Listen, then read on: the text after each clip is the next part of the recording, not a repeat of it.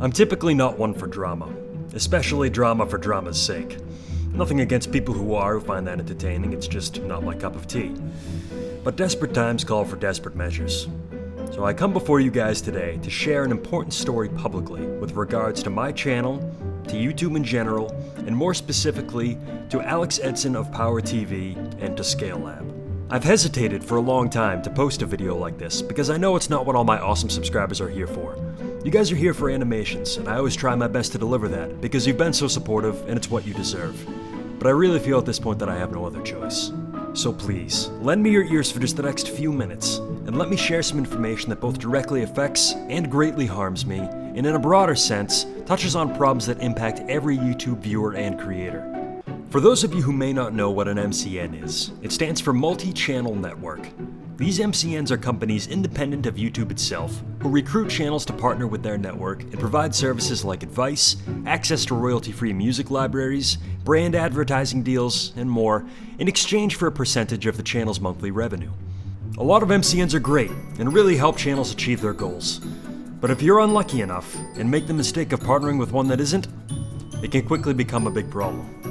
On May 22nd this year, 2016, I joined the MCN PowerTV, run by Alex Edson and operating under the larger umbrella of the MCN Scale Lab. It was a month-to-month contract, meaning if at any point I felt like things weren't working out, I could give Alex notice and he'd be obligated to release my channel from the network within 30 days. Things were fine at first, and I felt extra comfortable knowing that if something happened, I could always leave within 30 days. Then the fun part came. On August 11th, Alex called me on Skype to discuss signing a new one-year contract. I was very hesitant and insisted that if I were to sign a new contract, it would have to include language detailing a service he had been promising for quite some time, hiring animators on my behalf, fully paid for by PowerTV, to help grow my channel. The idea was that by increasing my upload schedule to daily, it would grow my channel that much more quickly and the investment would be worth it for him in the end. But after receiving a copy of the new contract, I looked closely and found that it wasn't purely a 12-month contract, but rather a 12-month contract whose term only started from the date of stating intent to leave. Let me clarify that. Only when you actually say that you want to leave the network does the clock actually start ticking, and then you're stuck there for a further year. This is obviously a significant difference, and one that he failed to explain at all himself. But the contract did include a clause assuring me that PowerTV would honor our agreement. They would fully pay for a team of animators, of my choosing, to work directly under me for as long as the contract was in effect, with the goal of getting my channel up to daily uploads, and it would not affect my revenue share of 90% to me and 10% to PowerTV. In return, on top of his standard revenue share, PowerTV would receive a 10% commission in the event that we ever eventually in the future sold my channel. I was still really hesitant, but reassured by Alex, I signed the contract and tried to hold him to it. Shortly thereafter, he told me that in order to ensure his 10% commission upon sale of the company, we would need to sign a participation agreement. He said this required me to incorporate, and after he conferred with his accountant, he instructed me to become an S-Corp. With the help of my CPA, and at my own expense of roughly $500, I completed the process to become an S-Corp, now officially Minute Media Group Incorporated. At the same time, I personally pursued and recruited each of the individual animators who would comprise of the new team who'd be tackling these new daily animations. In the month that followed, Alex continually delayed our official start by a few days at a time, citing legal complications with the participation agreement, and promising only a few more days wait each time. October 4th, Alex called for another Skype voice chat. In the call, he explained that he would not uphold the original agreement, later stating the original deal is dead. He offered the new terms as follows: 25-75 revenue share, as in 75% to PowerTV, until his money from the investment was recouped. After the money was recouped, it would change to 70-30, and still 10% equity in my channel to PowerTV. He further stated that a better revenue share would not be possible because he needed to recoup the $6,000 he spent in legal fees setting up the participation agreement. The extensive fees were a result of him misinforming me that an S-Corp was the proper structure for our deal, when in reality I should have become an LLC. I pointed out that it was his failing. He admitted it was, and stated that he was not asking me to pay for them. I replied that he in fact was, because of the permanently raised revenue share after recoupment as he had just stated, instead of reverting back to the original 90-10. Shocked to say the least, I made it clear to Alex that this was not in keeping with our original agreement. He blamed bad math, while I had personally crunched the numbers with him during our calls, and he fully understood the accurate math at the time. I informed him that I could not accept his revised terms and requested to be released from PowerTV. Then he revised his offer a few more times, ultimately coming to his final offer as follows: 60-40 until recoupment, 90-10 after recoupment, and no equity from my channel goes to PowerTV. I explained to him that after his shady handling of the whole situation, I no longer trusted him, and that because his offer was still not equivalent to what we had both agreed to and signed, I requested to be released from PowerTV within a week. He refused. He said that he would release me on October 6th, 2017. I tried to keep things simple and cordial, but he made clear that he had no intent of admitting his wrongdoing and releasing me. At this point, he found it prudent to remind me that our contract also has a confidentiality clause, telling me that all details of this horrible situation had to remain between us, evidently scared that others would find out what PowerTV is capable of. I admitted that I'm not a lawyer. I have no experience with situations like this. Legal proceedings, fighting over contracts. I'm just one guy, quietly running my YouTube channel, trying to keep the lights on by animating blocked people. But that if it came down to it, I would take my situation public to plea for help and to expose him for who he really is, because the facts are this. We have a signed contract, in which PowerTV promised to fully pay for my team of daily animators, and as you've seen through our conversations, I only agreed to this ridiculous rolling one-year contract for that purpose. A purpose which he has now refused to honor and declared dead. Now, if that doesn't constitute a breach of contract on his part, I don't know what does.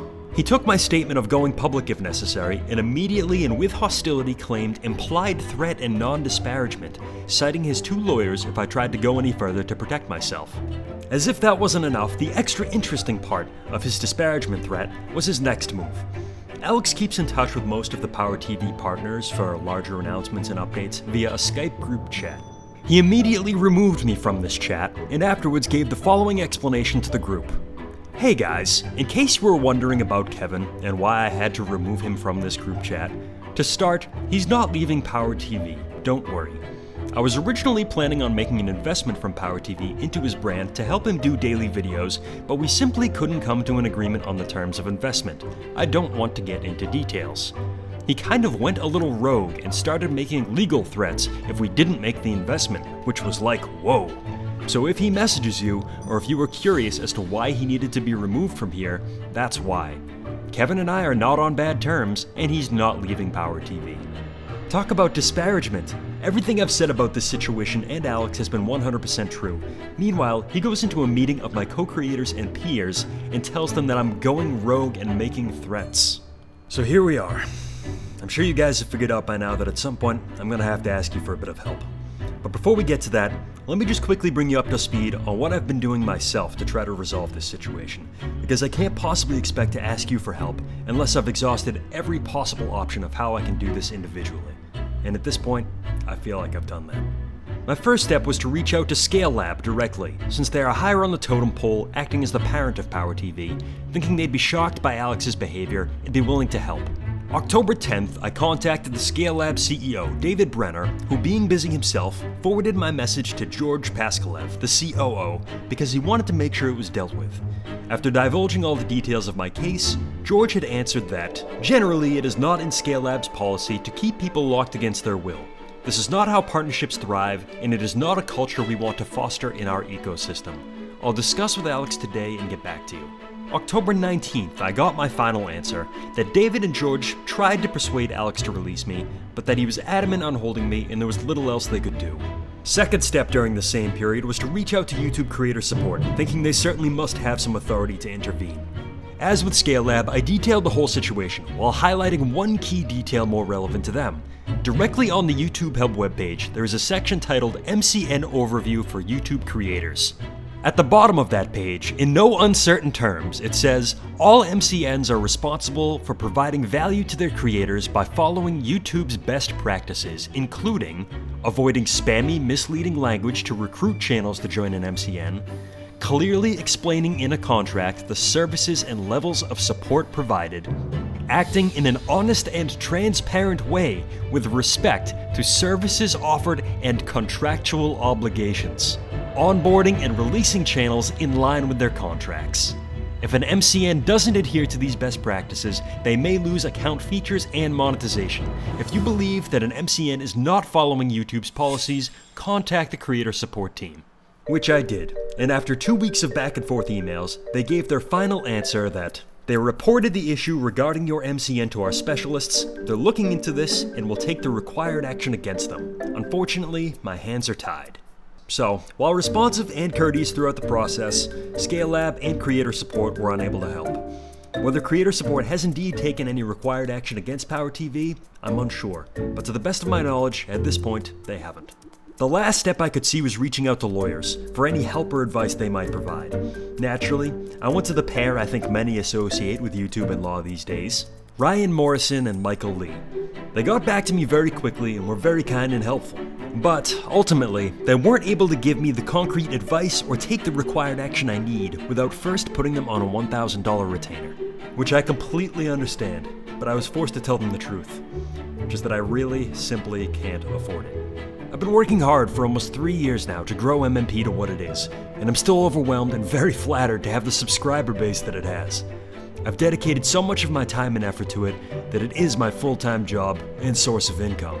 That being said, the amount that it earns doesn't leave a lot of wiggle room. After paying my awesome animators, covering standard living expenses like rent, utilities, food, whether I'm in the black or the red often comes down to whether any videos went viral that month. I'm not trying to turn this into a sob story, but what I am trying to help you understand is this. I honestly can't afford the $1,000 retainer just to get started with Morrison Lee. It could very well cost far more than that in the end. And two, while it might not sound like much, that 10% I have to pay PowerTV each month is really a big deal. Just since signing the second contract back on August 12th, as of today, I've paid PowerTV $1,543. So we come to it at last. What you can do to help. There are unfortunately 2 things that I need to ask of you. Number 1, share this video. Share it as much as possible, and the sooner the better. Another PowerTV partner recently detailed their experience in a video on their channel. But guess what? Because we are PowerTV partners, Alex has the ability to privatize videos without our consent. As you're watching this, if I had to guess, it's only a matter of time until this video is taken down. But as this video is my property, I'm giving you all permission to take it. Download this video, upload it on your channel, monetize it, put it on social media, react to it, make fun of me, draw telestrator mustaches and top hats on me, I don't care. Just please, share it as much as possible. I want this story to reach as many eyes and ears as possible, not only for what I'm about to ask in request number 2, but so that, ideally, we can prevent many others from getting trapped in horrible MCN relationships, warning them to tread lightly with contracts and make sure they know what they're getting themselves into. And number 2, here's the hard part. I need to ask you guys for donations, however small, to help me start this legal process. I've set up a GoFundMe page, and the link is in the description.